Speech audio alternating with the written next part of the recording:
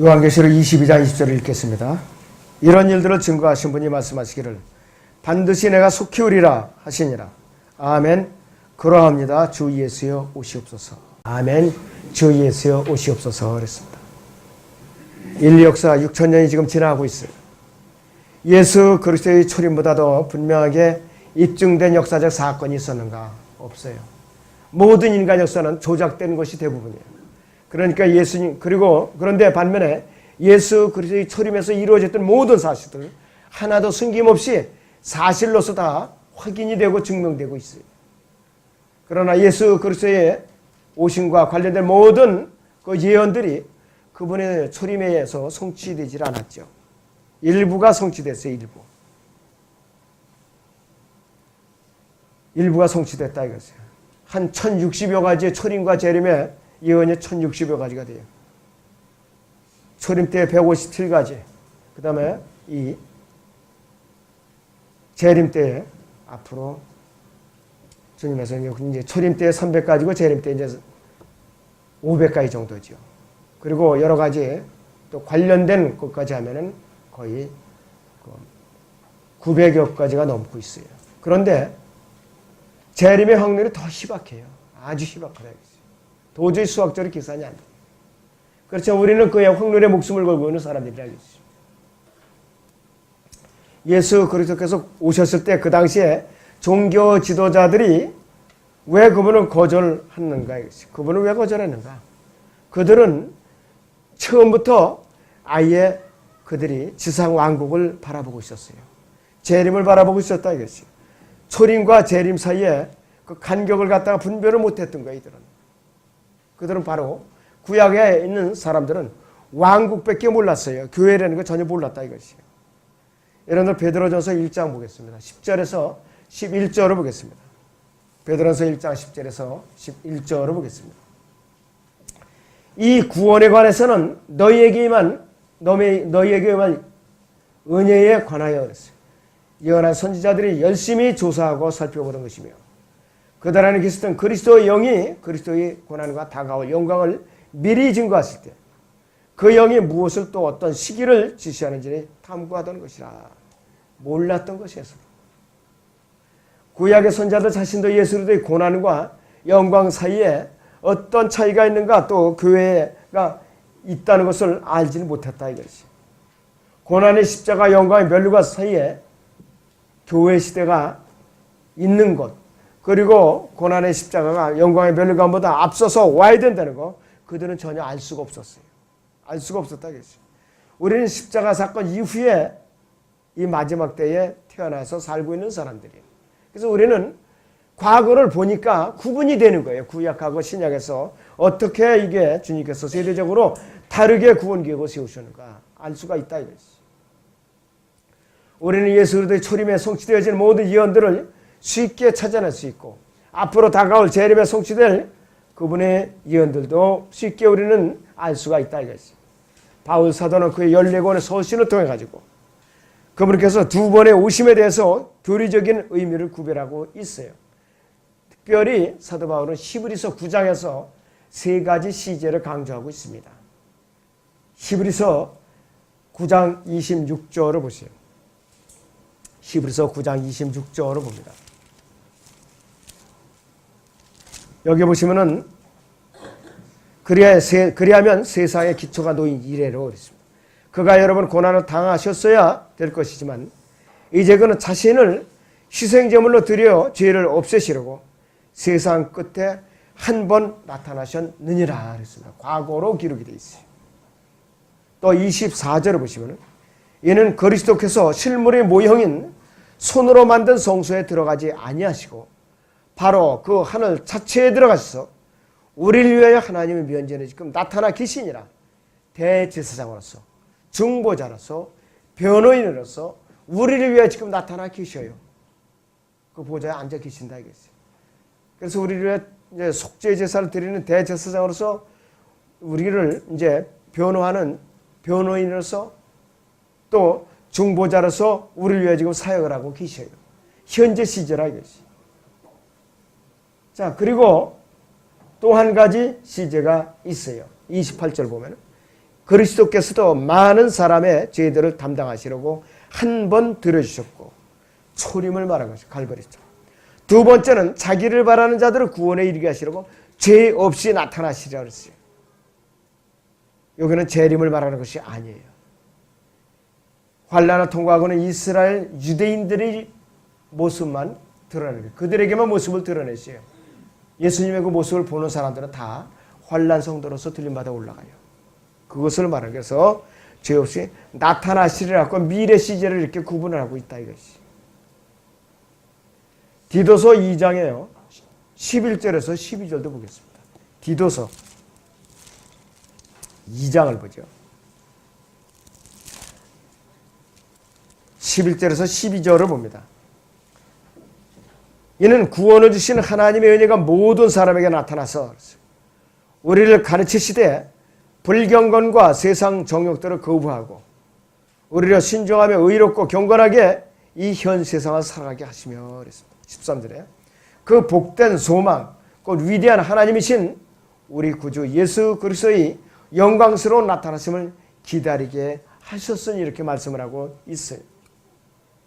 나타나심에 대해서 굉장히 교리적으로 중요하게 강조를 하고 있더라 이것이. 선지자로서 우리를 위해 의롭게 됨을 위해 죽으셨고 제사장으로서 우리의 변호인이실 뿐만 아니라 우리를 거룩하게 하시는 분으로서 하나님 보좌 오른편에 앉아 계시면서 중보자로서 변호인으로서 우리를 위해서 일하고 계신다 이것이요.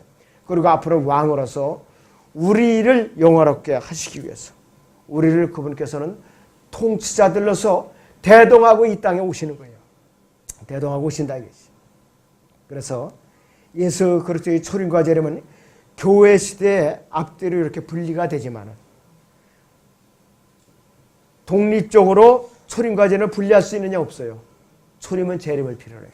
재림은 또 초림을 필요로 해요. 서로 밀접한 관계가 있다 이것이.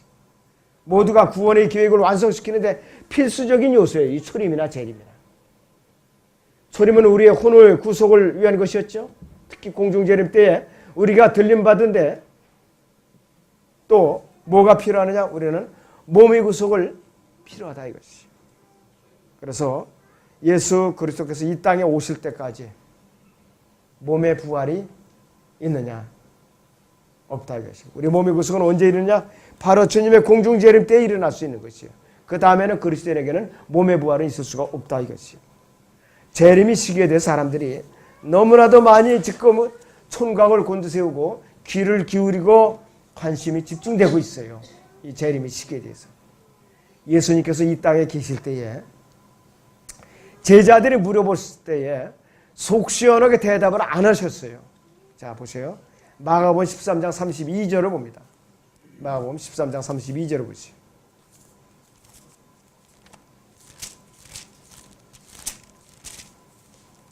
예, 32절을 보시면 그 날과 시간에 관해서는 아무도 모르나니 정녕 하늘에 있는 천사들도 모르고 아들도 모르며 오직 아버지만 아시느니라 이렇게 말씀을 하고 있어요. 아들도 모르고 아버지만 이제 아신다 그랬어요. 그럼 왜 아들도 모르느냐 했어요. 예수님이 하나님이신데 왜 모르냐 했어요. 이 마가복음에서 예수님은 종으로서 오셨죠. 육신에 갇힌 종으로서 오셨다 이것이에요. 근데 마태복음에서는 아들도 모르고 그 이름이 빠져 있는데 왕으로서 오셨거든요. 왕은 다 알고 있거든요. 그런 차이에서 교리적으로 이렇게 빠지고 들어가요. 개혁성경처럼 그거를 틀린 줄 알고 마태복음에 갖다 이렇게 끼워놓는 그런 짓을 해서는 안 된다 이거지. 예수님께서 부활하시고 승천하시기 전에 때를 묻는 제자들의 그 갈망함을 갖다 충족시켜주지 않으셨다 이거지. 그런데 그분께서는 답변을 어떻게 또 하셨느냐. 이 사도행전 1장 7절을 보시오. 궁금증만 자꾸 더해주셨어요. 사도행전 1장 7절을 보겠습니다.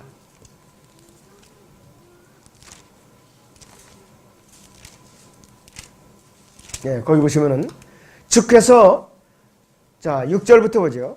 그러므로 그들이 함께 모였을 때에 주께 물어 말씀드리길 주여 이때에 이스라엘의 그 왕국을 다시 회복하시겠나이까 하니 주께서 그들에게 말씀하시기를 너희에게는 그 때나 시기를 알게 하신 것이 아니요 아버지께서 자신의 권한에 두셨느니라 이렇게 말씀을 하고 계세요.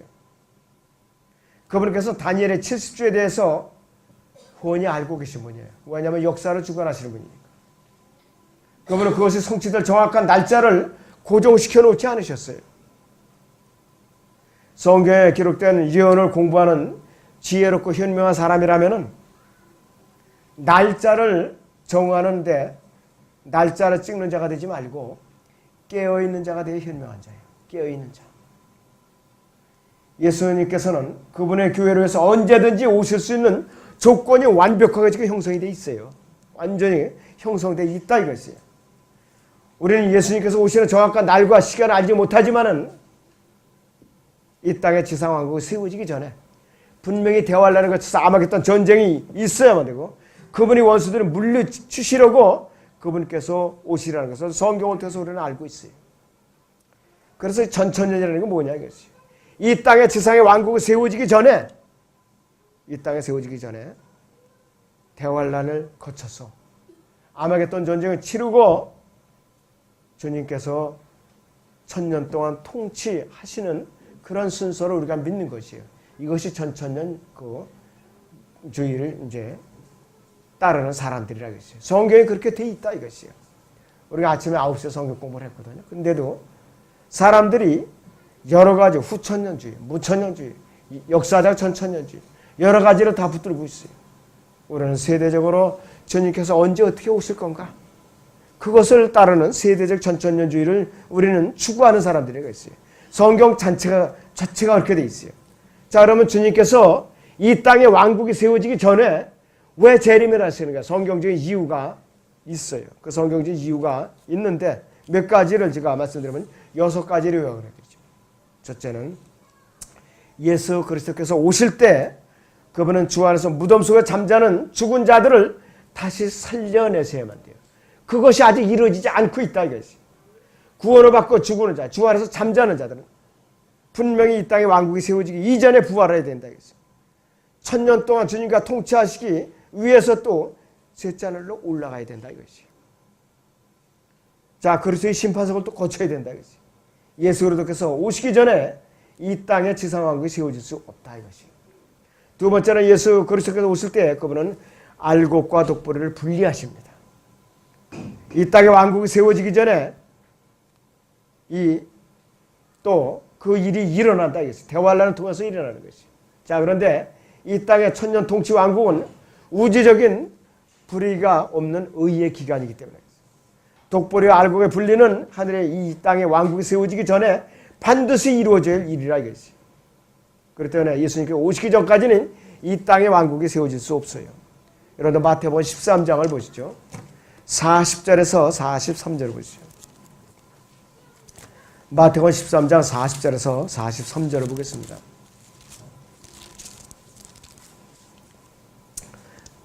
그러므로 독보리를 거두어서 불에 태웠듯이 이 세상의 끝에도 그렇게 되리라. 인자가 그의 천사들을 앞서 보낼 것이라 그랬어요. 그러면 그들이 실족케 하는 모든 것들과 불법을 행하는 자들을 그의 왕국에서 가려내어 모으리라. 그래야 그들을 불타는 큰 용광로 속으로 던지리니 거기서 울며 이를 갈고 있으리라. 그때 의인들은 자기 아버지 왕국에서 해처럼 빛나리라. 들을 귀 있는 자는 들을지어다 그랬습니다. 대환란 때에 다 추려서 매듭을 짓는다 이것이죠. 그 다음에 예수 그리스도께서 오실 때에 사탄은 분명히 1000년 동안 묶여서 활동을 못하게 된다 이것이죠. 이 땅에 왕국이 세워져 있을 동안은 사탄이 묶여져 있어야 되는데 그 일이 아직까지 안 일어났어요. 아직까지 안 일어났다 이것이에요. 요한계시록 20장을 좀 봅니다. 1절에서 3절을 보죠. 요한계시록 20장 1절에서 3절을 봅니다. 또 내가 보니 한 천사가 하늘에서 내려오는데 그랬어요. 그의 손에는 끝없이 깊은 구렁의 열쇠와 큰 사슬을 가졌더라. 그가 그 용을 잡으니 곧 마귀요 사탄이 옛뱀이라 그를 1000년 동안 묶거든요 그랬어요. 그를 끝없이 깊은 구렁에 던져서 가두고 그 위에 봉인하여 1000년이 찰 때까지는 민족들을 다시는 미혹하지 못하게 하더라. 그 후에는 그가 반드시 잠시 동안 풀려나게 되리라 그랬습니다.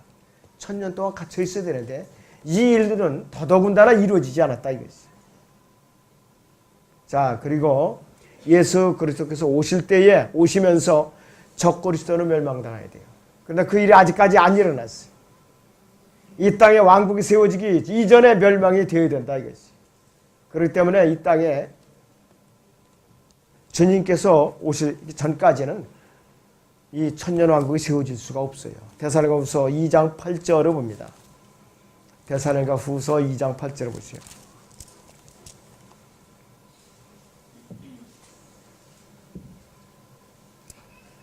8절에서 12절까지 봅니다.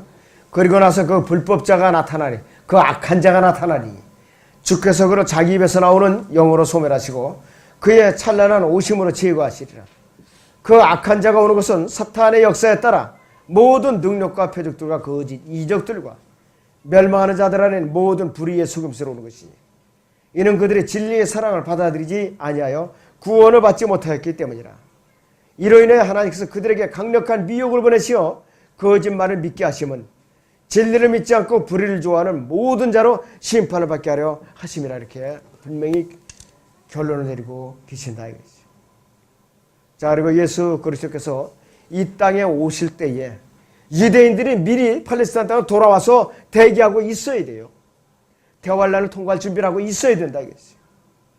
이 땅에 왕국이 세워지기 이전에 그들이 땅으로 분명히 돌아와야 된다 이거죠. 주님께서 오시기 전에는 그래서 이 땅에 왕국이 세워질 수가 없는 것이에요. 구약의 에스겔 36장을 잠깐 보겠습니다. 구약의 에스겔 36장을 보세요.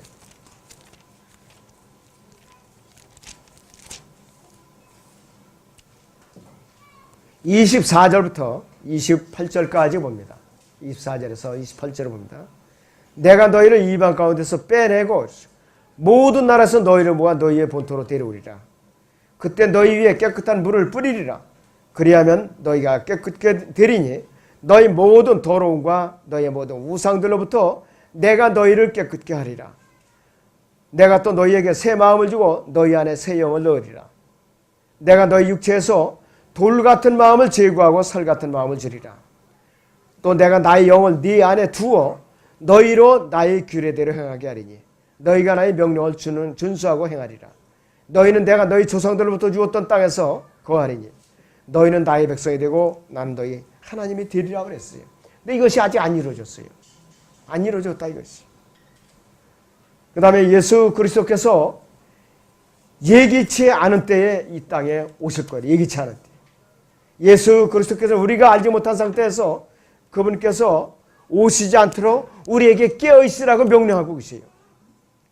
주님께서는 승천하신 때와 똑같은 방법으로 이 땅에 오신다 이것이에요. 그분은 손과 옆구리에 상처를 지닌 부활하신 몸으로 눈에 보이도록 올라가셨어요. 그런데 오실 때에도 그분은 손과 옆구리, 발목에 상처를 그대로 갖고 오셔요. 누구를 위해서? 그분의 백성들을 위해서. 그분의 백성들은 그것을 보지 않으면 깨닫지를 못한다 이것이에요. 스가랴서를 잠깐 봅니다.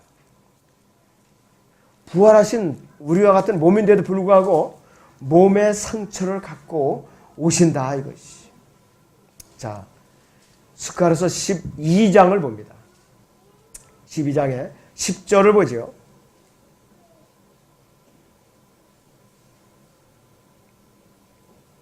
또 내가 다윗의 집과 예루살렘의 거민들 위해 은혜와 간구의 영을 부어주리라. 그러면 그들은 그들이 찔렀던 나를 쳐다볼 것이며 그들이 그를 위하여 애통하리니 이랬어요.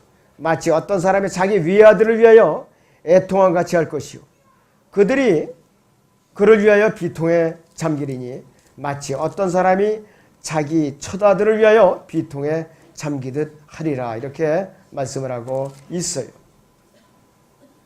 자, 그런데 이들은 주님께서 옆구리와 그 손에 난 상처를 보고 그들이 양심에 찔림을 받아서 통곡을 하게 된다. 모두 12지파가 각자가 통곡을 하게 된다 이것이. 거기 13장에 스가랴 13장에 6절 보세요. 단도직입적으로 주님께서 일러주고 있어요. 어떤 자가 그에게 말하기를 그랬어요. 네 손들의 이 상처들은 무엇이냐 하면 그가 대답하기를 그것들은 내 친구들이 집에서 받은 상처라 하리라 그랬어요. 내 친구들이 집에서 받았다 그래요. 그렇게 고통을 당하고서 내 친구들이라고 그래요. 그리고 그 죄들을 그들에게 돌리지 말라고 주님께 하나님께 간구하고 숨을 거두셨어요. 스테판도 마찬가지예요. 자, 그래서 그분께서는 구름 속으로 올라가셨고 또 구름을 타고 이 땅에 그대로 내려오세요. 구름을 타고. 요한계시록 1장 7절에 대로 구름을 타고 내려오신다 했어요. 보라, 그가 구름들과 함께 오시리니 모든 눈이 그를 볼 것이며 그를 찌른 자들도 볼 것이요 또한 땅의 모든 족속이 그러내어 애곡하리라. 그대로 되리로다. 아멘. 그랬어요. 이것이 앞으로 우리 눈앞에 닥쳐왔다 이것이. 초림과 재림의 유일한 차이점은 뭐라겠어요? 초림 때는 전혀 홀로 올라갔었어요. 홀로. 모세와 같이 올라갔을 때. 그런데 왕으로서 재림하실 때에는 하늘에 있는 천사들의 무리와 성도들이 같이 뒤따라 내려와요. 그분께서 흰말을 타서 오셨듯이 천사들이나 여러분들도 다 흰말을 타고 이제 내려온다 이것이에요. 유다서 14절을 봅니다. 신약에 유다서 14절을 보시죠.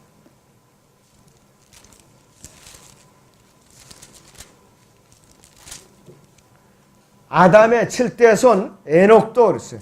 이들에 대해 예언하여 말하기를 보라, 주께서 수만 성도들과 함께 오시나니 그랬어요. 구원받은 성도들과 함께 내려오신다 이것이에요. 또 마태복음 16장 27절에 보면 천사들이 같이 와요. 이제 인자가 자기 아버지의 영광으로 자기 천사들과 함께 오리니 이랬어요. 그때 그가 각자에게 그들의 행한 대로 상 주실 것이라 이렇게 말씀을 하고 있어요. 여러분들 거듭난 이후에 그리스도의 심판상에서 다 우리는 상급과 유업을 마감하고 이 땅에 내려오는 거예요. 그러나 이 땅에 사는 유대인들은 대환란을 통해서 이들은 상급과 유업을 또 챙겨야 된다 했어요. 그들이 1000년 동안 통치에 참여했다가 수명대로 죽었다 다시 살아난다 이거지. 자, 그래서 이 교회 시대에 거듭난 성도들이 얼마나 참 복을 받은 존재들인가 했어요. 여러분들 오늘도 그랬지만은 해가 바뀌어요. 복 받아라, 복 받아라. 저는 그래요. 어디 가서 저는 그런 복은 안 받아도 좋으니까 여러분이나 다 받으시라고. 그 대신 예수 그리스도를 믿고 영원한 생명을 받으면 가장 큰 축복이라고 얘기를 해요. 그러면 사람들이 웃다가도 표정이 굳어져요. 표정이. 왜? 재미없거든요, 그 말이. 세상에서 복을 받아야 되죠. 근데 왜 그리스도인들이 복 받아라, 복 받아라고 자꾸 그렇게 해피 그렇게 말을 하느냐. 우리의 복은 셋째 하늘에 있잖아요, 지금. 근데 땅에서 복을 자꾸 받으라고. 하늘에 있는 거 자꾸 덜어 내리느냐, 이것이. 너무 땅에 집착하지 마시고. 땅에 집착하지 마시기 바랍니다. 재림에는 두 가지가 있죠. 휴거와 우리가 지상 재림이 있다 이것이. 주님의 재림은 영어로 더 세컨드 커밍이라고 그러는데 두 단계로 이루어지는데 우리가 겪어야 할 것은 휴거를 말하는 것이. 데살로니가 4장 14절이나 17절에 있는 말씀. 고린도서 15장 51절에서 54절에 있는 것이 그리스도 안에서 죽은 자들과 살아있는 우리 성도들 공중에서 그분과 만나기 위해서 몸의 변화가 와요. 잠자는 자들은 분명히 화장을 했건 땅에 묻었건 바닷속에 수장을 했건 다 몸이 결합이 다 됩니다. 가루를 뿌렸어도. 몸은 영이 다 결합된다. 우리는 살아있는 채로 주님과 같은 몸으로 변형이 되는 것이. 그랬을 때에 우리는 셋째 하늘로 끌려 올라간다 이것이. 자, 그래서 예수님께서는 그분의 성도들과 함께 이 땅에 오셔서 초림 때에 승천하셨던 바로 그 장소로 재림을 하셔요. 올리브산이에요. 바로. 올리브산. 자, 스가랴서 14장 4절을 보죠. 진짜 지진은 그때 일어나는 지진이 진짜 지진입니다. 자, 스가랴서 14장 4절을 보겠습니다.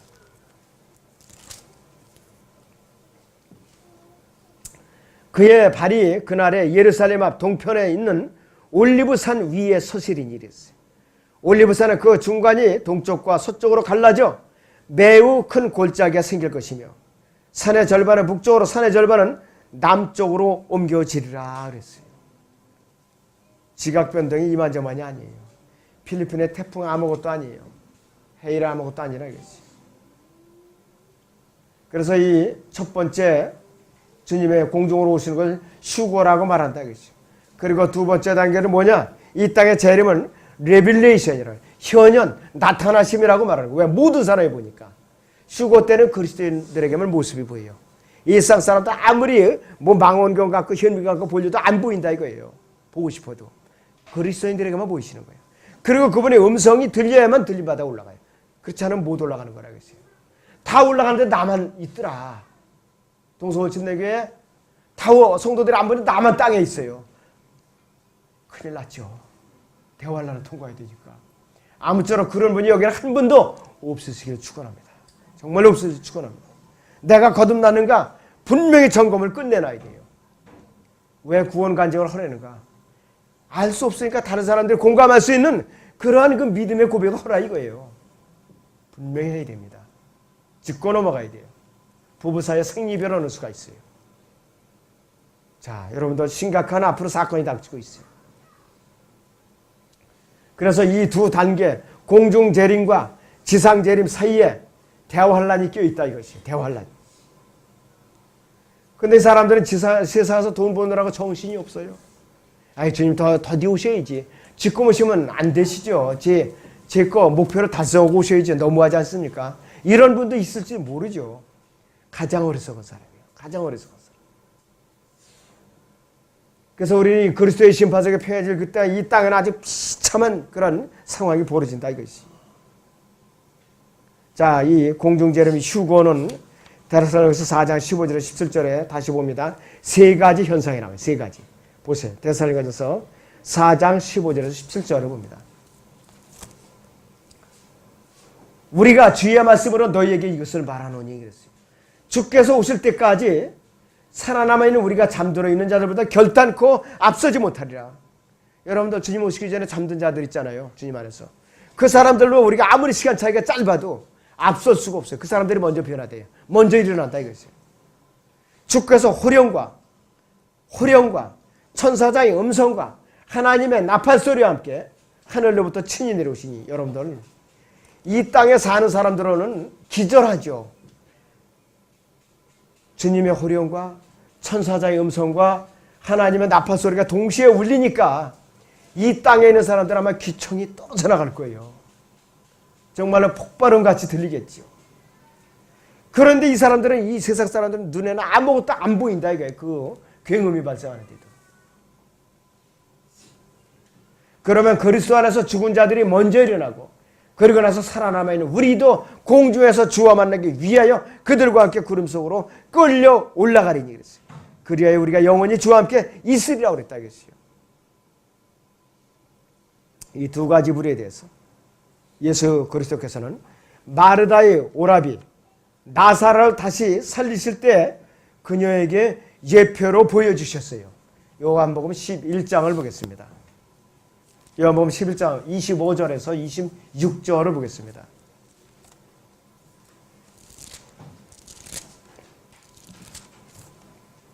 요한복음 11장 25절에서 26절을 봅니다. 예수께서 그녀에게 말씀하시기를 그랬어요. 나는 부활이요 생명이니 나를 믿는 자는 죽어도 살 것이며 부활하다 이 말이에요.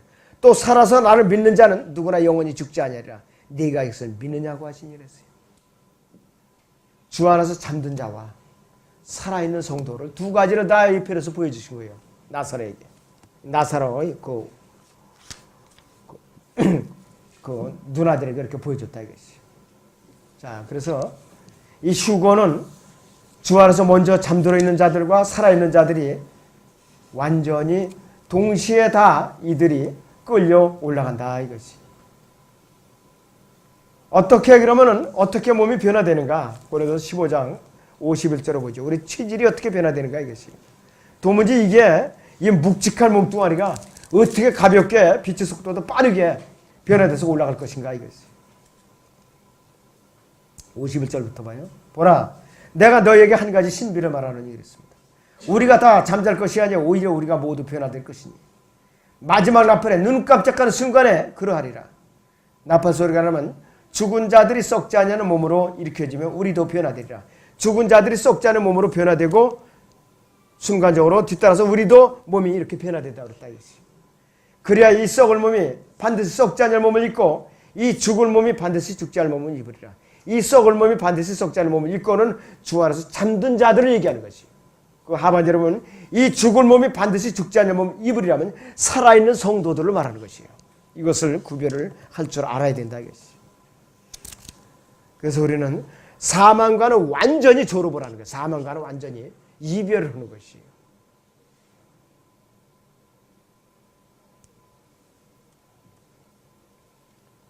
자, 그래서 이 휴거는 몇 월 며칠 몇 시에 내가 간다. 너희 정신 차리고 기다려라. 깨어있어라. 이렇게 친절하게 예고해 주시고 오시지 않는다니까요. 마태복음 24장을 잠깐 보시죠. 42절에서 44절을 봅니다. 마태복음 24장 42절에서 44절을 봅니다. 그러므로 깨어있으라. 어떤 시간에 너희 주께서 오실는지 너희가 알지 못하기 때문이라. 그러나 이것을 알라. 만일 그 집 주인이 도둑이 어느 시간에 올 것인지 알았더라면 그가 깨어있어 자기 집을 뚫는 것을 허락하지 아니하였으리라. 그러나 너희도 준비하고 있으라. 너희가 생각하지 않은 시간에 인자가 올 것이기 때문이라 했습니다. 영적으로 분별력 있는 성도들이라면 시대의 징조를 통해서 말씀에 대적하면서 그 시기를 자꾸 범위를 좁혀오면서 압축하고 있죠. 지혜로운 사람이에요. 날짜를 찍어서 정하는 자가 되지 말고 깨어있는 자가 되리라 이것이요. 깨어있는 자. 이 마태복음 24장 41에서 44절은 주님께서 오시는 두 번째 상황, 저 재림을 언급하는 것이라 이것이요. 그분이 원수들에게 그분은 복수하시러 오세요. 이 세상에 칭찬을 오시는 첫째는 복수예요. 그리고 나서 왕국이 세워지는 거라 이것이요.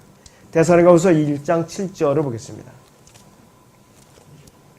데살로니가후서 1장 7절부터 9절까지 보죠. 고통을 받는 너희에게는 우리와 함께 안식으로 갚아주시는 것이라. 주 예수께서 그의 능력의 천사들과 함께 하늘로부터 나타나실 때에 하나님을 알지 못하는 자들과 우리 주 예수 그리스도의 복음에 순종치 아니하는 자들을 불길 가운데서 벌하시리니 이런 자들은 주의 임재와 그의 능력의 영광으로부터 떠나 영원한 멸망의 형벌을 받게 될 것이라. 불못에 던져진다 이 말씀이에요. 거기도 7절에 그냥 천사들이 아니라 능력의 천사들이라고 그랬어요. 심판하는 천사들이라 이것이. 심판하는 천사들. 천사들이 다 내려오는 것이 아니에요. 일부가 내려오는 것이. 자, 그래서 이 사도 바울은 데살로니가 전서 5장 4절에서 우리에게 이렇게 우리에게 말하고 있어요. 그러나 형제들아 했어요. 너희는 어둠에 있지 아니하니 그랬어요. 그날이 너희를 도둑까지 덮치지 못하리라. 성경은 세대적으로 분별할 줄 알고 또 시대를 분별할 수 있고 영적으로 깨어있는 그리스도인들은 여러 가지 세상의 징조로 봐서 성경에 기록된 내용과 자꾸 대조해가면서 범위를 압축하고 있거든요. 그러나 우리는 그 시기를 앞당겨서 압축을 하면서 기다리고 있다 이것이에요. 어느 무슨 선교회처럼 92년에 산속에다가 비닐하우스에서 소복단장하고 영시에 올라간다고 잔뜩 벼르고 있다 불발을 끝나니까 직장도 사표나서 잊어버렸죠. 부모님 이제 낯을 배울 그런 면목도 안 쓰죠. 난감한 처지를 당한 적이 있어요. 우리도 날짜를 찍어서 어리석게 정했다가 손가락질 당하지 말아야 됩니다. 언제든지 오실 수 있다 이것이. 휴거는 선별적으로 일어난다. 누구든지 다 데리고 올라가시는 분이 아니에요. 선별적으로 색채 분별기라는 것이 있어요. 도종을 할 때, 곡식을 도종할 때 쭉정이하고 알곡을 고르는 그 색채 분별기라는 게 있어요. 주님께서는 정확한 색채 분별을 하시는 분이에요. 주님 편에 선 사람, 지체로 된 사람, 가짜인 사람 분명히 선별해서 골라내신다 이것이. 성도들과 믿지 않은 자들을 분리하는 것은 물론이거니와 남편과 아내, 부부 사이를 생이별하고 육신의 형제들과 자매들을 또 친구와 절친한 친구를 완전히 칼같이 분리시키고 직장 동료를 분리시키고 왼수같이 지겹게 들볶던 시어머니와 며느리를 분리시키고 또 이 직장에서도 지독하게 혹사시키는 왼수 같은 그 상사와 분리시키고 그런 사건이에요 바로. 자, 우리 누가복음 17장 봅니다. 34절에서 36절을 보세요. 34절에서 36절을 보겠습니다. 누가복음 17장 34절에서 36절을 보세요. 내가 너희에게 말하거니와 그랬어요. 그 밤에는 두 사람이 한 침상에 있다가 한 사람은 데려가게 되고 한 사람은 남게 되리라. 두 여인이 함께 맷돌을 갈고 있다가 한 사람은 데려가게 되고 한 사람은 남게 되리라. 또 두 사람이 들에 있는데 한 사람은 데려가게 되고 한 사람은 남게 되리라고 하시니라. 자, 여러분 보세요. 지구가 둥글다는 것이 여기서도 지금 밤낮이 구별되고 있어요. 이사야서에서도 마찬가지. 지구가 원형의 지구에 앉으신 주님께서 바로 여기에서 이 상황을 말하고 있어요. 들에 있는 사람은 낮이니까 일을 하죠. 맷돌은 밤에도 갈 수 있어요. 침상에 누는 건 밤에 눕는다 이것이. 그리고 곧바로 데려가고 나서 어떤 상황이 벌어지나 37절 보시오. 그러자 그들이 대답하여 주께 말씀드리기를 주여 어디니까 라고 하니 그랬어요. 그들에게 말씀하시기를 어디든지 시체가 있는 곳에는 독수리도 함께 모이느니라 그렇게 말씀하고 있어요. 아메겟돈 전쟁을 이제 일으키시겠다 이것이. 그래서 사도 바울은 휴거가 순식간에 혹은 눈 깜짝하는 순간에 이 땅의 모든 것서 동시에 일어날 것이라고 여기서 증거하고 있는 것이에요. 또 예수님께서는 이 방법에 대해서 구체적으로 설명을 해주고 계세요. 이 마태복음 24장 27절 봅니다. 마태복음 24장 27절을 보시면 어떻게 과연 그렇게 되는가 있어요. 마치 번개가 동편에서 치면 서편에까지 비치는 것 같이 인자에 오는 것도 그러하리라. 동해 번쩍 서해 번쩍 순식간에 일어나는 거예요. 동시다발적으로. 아프리카에 있던 아시아에 있던 아메리카 대륙에 있던 자 북극에서 에스키모처럼 구원받은 에스키모처럼 이글루 속에 그 얼음 그 집 속에 있던 벌거벗고 여기 어디만 가리고 그냥 활개치고 있던 저기 아프리카 열대 이제 그 밀림 속에 있는 사람들이 관계없이 구원을 받았다면 데려가신다 이것이. 갑자기 데려가신다 이것이. 자, 그래서 주의 호령과 천사자의 음성과 하나님의 나팔 소리로 그리스도 안에서 죽은 달과 살아있는 성도들 이외에 다른 사람들은 도대체 들을 수가 없어요. 이것을 예표로서 주님께서 들려 보여주셨어요. 누구를 통해서? 사도 바울이 구원받는 장면을 통해서 보여주셨어요. 여러분 이 사도행전 9장 3절에서부터 봅니다.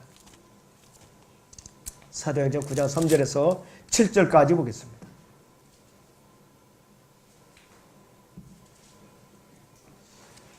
그가 길을 떠나 다마스커스에 가까이 왔을 때 갑자기 하늘로부터 한 줄기 빛이 그를 둘러비치는지라. 그가 땅에 엎드려 그에게 말하는 음성을 들으니 사울아 사울아 네가 왜 나를 박해 하느냐고 하시더라. 그러자 그가 말하기를 주여 당신은 누구시니까 라고 하니 주께서 말씀하시기를 나는 네가 박해하는 예수라. 가시체를 걸어차는 것이 네게 고통이라고 하시더라. 그가 떨며 놀라서 말하기를 주여 내가 어떻게 하기를 원하시나 라고 하니 주께서 그에게 말씀하시기를 일어나서 성읍으로 들어가라. 그러면 네가 행해야 할 일을 네게 일러주리라고 하시더라.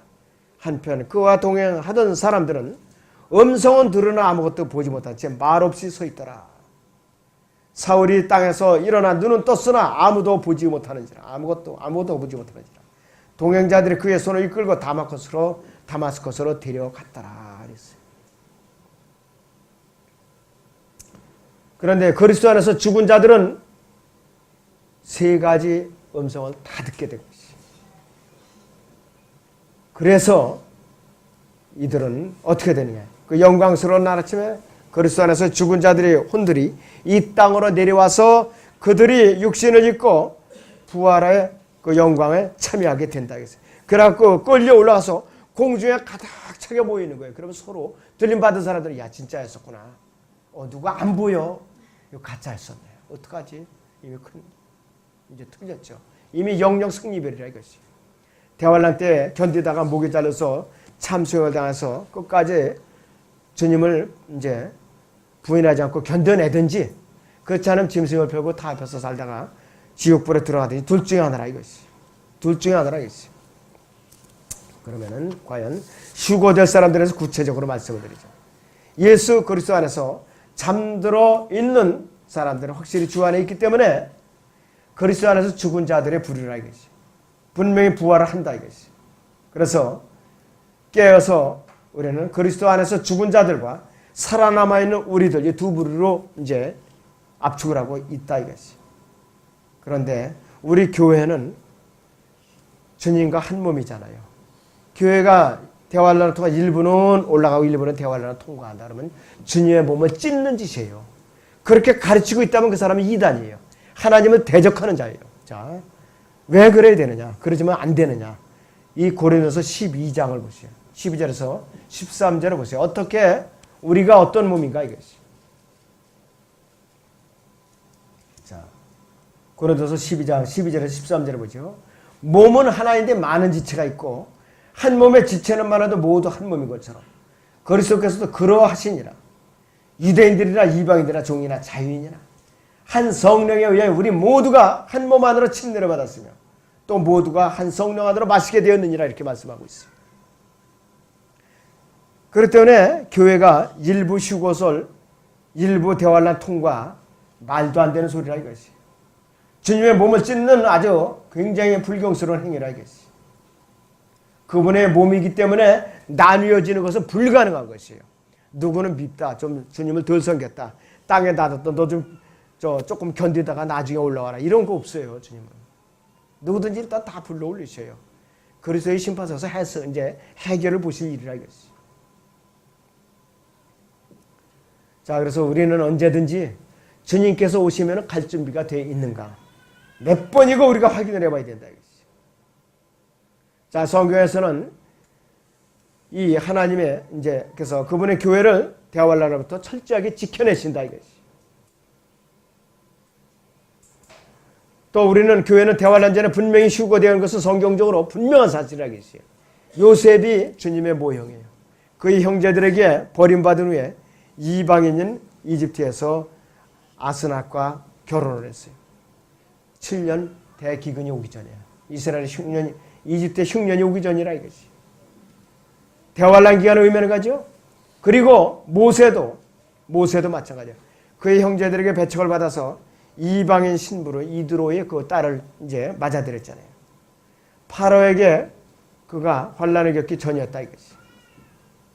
그렇기 때문에 여러분들이 언제 내가 주님께서 오실 것인가 날짜 계산 절대로 하지 마세요. 인터넷 뒤져가면서 언제 누가 어느 목사가 예언했더라, 절대로 그거 현혹되면 안 돼요. 다 빗나갔어요. 다 전부 빗나갔어요. 어떤 사람이 2012년부터 2020년까지 대환란 끝, 한반도 전제 어느 목사가 예언, 이따위 그냥 기사들이 그렇게 올라가 있어요. 동영상으로. 또 그거 들여다보고 앉아있을 시간이면은 차라리 복음을 전하세요. 성경을 더 읽고 그러시라겠어요. 자, 지상재림에 대해서 좀 알아보죠. 지상재림 때는 우리는 어떻게 되느냐 이것이요. 우리는 그분과 함께 영광스러운 몸으로 내려와요. 이 땅에. 주님께서 처음에 오셨을 때 그분은 육신 안에 그분의 신성을 스스로 감추신 분이에요. 그래서 성육신은 그분의 능력을 숨기고 그분의 신성을 가리는 것다 이것이요. 성육신은. 그래서 그분께서는 이 땅에 오시면은 여전히 땅에 사는 사람들은 그 상황에서도 정신을 못 차리고 시집가고 장가가고 집 짓고 마시고 또 흥청망청 그냥 놀고 앉아있다 이것이. 그것이 바로 언젠가 주님의 지상재림 때예요. 휴고 때가 아니고. 이 누가복음 17장 봐요. 27절부터 3절까지. 27절에서 3절까지 봅니다. 노아가 방주에 들어가던 날까지 그들은 먹고 마시고 장가가고 시집가고 했으나 홍수가 나서 그들을 다 진멸시켰느니라. 그것은 또한 롯의 날들에 일어났던 것과 마찬가지라. 그들은 먹고 마시고 사고 팔고 심고 건축하였으나 롯이 소돔에서 나가던 날 하늘에서 불과 유황이 비오듯 하여 그들 모두를 진멸시켰느니라. 이와 같이 인자가 나타나는 날에도 그러하리라. 그랬습니다. 지상재림을 말하는 것입니다. 짐승의 표를 받고 이들은 짐승에게 이제 짐승을 숭배하면서 먹고 마시고 시집가고 장가가고 여전히 해요. 대환란 때도 여전히 한다 이것이. 그러나 이제 지옥 가기 싫어서 짐승의 표를 받지 않고 안간힘을 쓰는 사람들만 고통이죠. 이런 사람들만 고통이라 이것이. 그리고 이 정치가들은 어떻게 해서든지 이 세상을 하나로 묶어서 재미있게 살 것인가 아마 아주 몰두하고 있을 거예요. 박애주의자들은 뭔가 어떻게 사람들을 사랑하면서 도울 것인가 이것이. 자, 그래서 이제 이 대환란이 이제 거쳐가지고서 주님이 이 땅에 왕국을 세우시기 전까지 이 땅에는 너무나도 큰 고통이 올 수밖에 없다 이것이. 주님께서 이 땅에 재림하실 때에 누가 통곡을 하느냐? 이 땅에 다른 누구보다도 이스라엘의 12지파가 대성통곡을 해요. 12지파. 마태복음 24장 3절 보세요. 마태복음 24장 3절에 거기 보시면 이렇게 이들이 통곡을 합니다.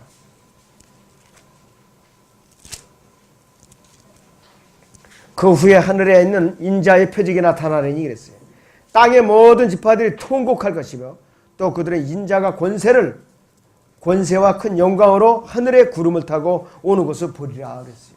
이스라엘의 모든 땅에 있는 지파들을 말하는 것이에요. 그리고 시편 24편에서 8절에서 10절을 보니까 이래요. 이 영광의 왕이 누구신가 그랬어요. 강하고 능력 있은 주시며 전쟁의 능력 있은 주시로다. 오 너희 문들아 너희 머리를 들라. 너희 영원한 분들아 그것들을 들라. 그리하면 영광의 왕께서 들어오시리라. 이 영광의 왕이 누구신가? 만군의 주시니 그는 영광의 왕이시로다 셀라 그랬어요.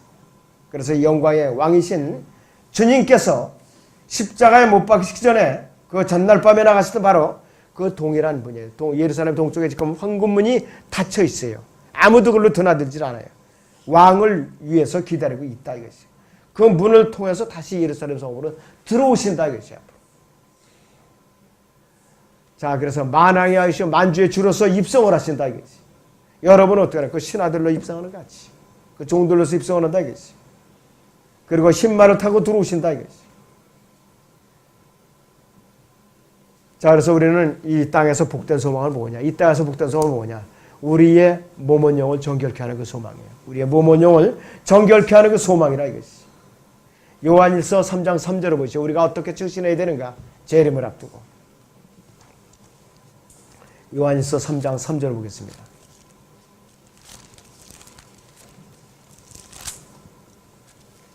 그분 안에서 이 소망을 가지는 사람은 누구나 그분이 정결하신 것처럼 자신을 정결케 하느니라 그랬어요. 세상의 죄와 연루돼서 젖어 있다 주님을 부끄럽게 맞이해서는 안 된다 이것이. 그분의 재림을 간절히 바라는 모든 사람들은 각자 자신을 정결케 할 의무와 책임이 있는 사람들이. 이 소망은 우리에게 인내하면서 우리를 깨어있도록 재촉하는 이 말씀이에요. 우리를 재촉하는 말씀이라 이것이. 마가복음 13장 35절에서 33절을 보면은 35절에서 37절을 보죠. 네 가지로 시대를 구분하고 있어요. 마가복음 13장 35절에서 37절을 봅니다. 그러므로 깨어있으라 그랬어요. 집주인이 언제 오는지 저녁일는지 밤중일는지 다 기울 때일는지 아니면 아침일는지 너희가 모르기 때문이라 했어요. 그가 갑자기 와서 너희가 잠든 것을 보지 않도록 하라 그랬어요. 우리는 닭이 울 때 지금 살고 있어요. 아침은 천년왕국의 개국이라 이랬어요. 내가 너에게 말하는 것은 모든 사람에게 말하는 것은 깨어있으라고 하시더라 했어요. 우리는 그분의 다시 오심을 간절하게 기다리면서 우리가 깨어있다면 행동 하나에는 우리는 신중을 기할 수가 있어요. 소홀히 할 수가 없다 이것이에요. 우리는 이 복된 소망으로 인해서 그분께서 오실 때 우리가 부끄러움을 당하지 않죠. 수치를 당하지 않는다 이것이에요.